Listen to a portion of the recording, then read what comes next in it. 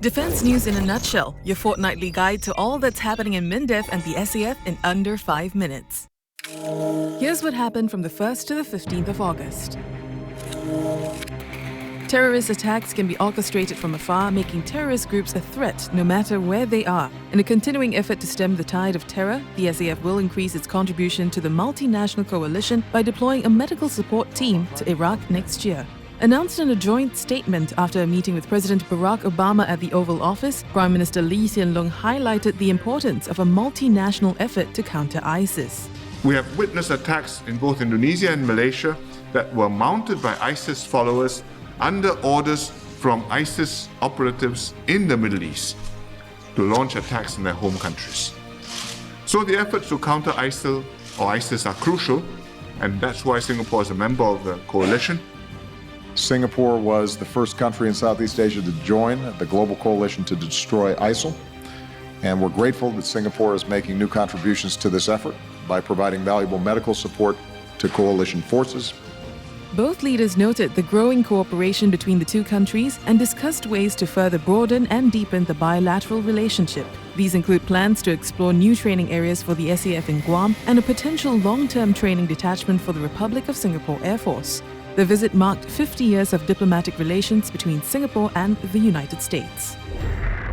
Terrorism is an ever-evolving long-term threat, but Singaporeans must not allow it to paralyze their daily lives. Minister for Defence Dr. Ng Eng Hen was speaking to the media at the National Stadium, where he saw firsthand the security and safety measures in place ahead of the National Day celebrations. The threats are real, the threats are long-term, but if all of us come together and do what we need to do, as we have done for Al-Qaeda-inspired threats, I'm confident that we can overcome this current wave of terrorist threat that we'll have to face together for the years to come. As part of the visit, Dr. Ng met personnel from the Command and Control Group 2, which coordinated the security and contingency operations between the SAF and the Home Team, and the Chemical, Biological, Radiological and Explosive Defence Group, which carried out bomb sweeps before the stadium's lockdown ahead of the National Day Parade. After a 10-year gap, the National Day Parade, or NDP, returned to the new National Stadium for Singapore's 51st birthday. Following last year's Golden Jubilee celebrations, this year's NDP marked the first step towards the next milestone, SG 100, in 2065. In line with the theme, Building Our Singapore of Tomorrow, the NDP celebrations looked back at our past and projected a futuristic picture of Singapore in 2065. Inclusivity was another key aspect of the celebrations, and all Singaporeans, including special needs performers from various voluntary welfare organizations, came together for a special song signing segment during the show. DNN wishes Singapore a happy 51st birthday and progress for our nation in the years to come. Majula Singapura.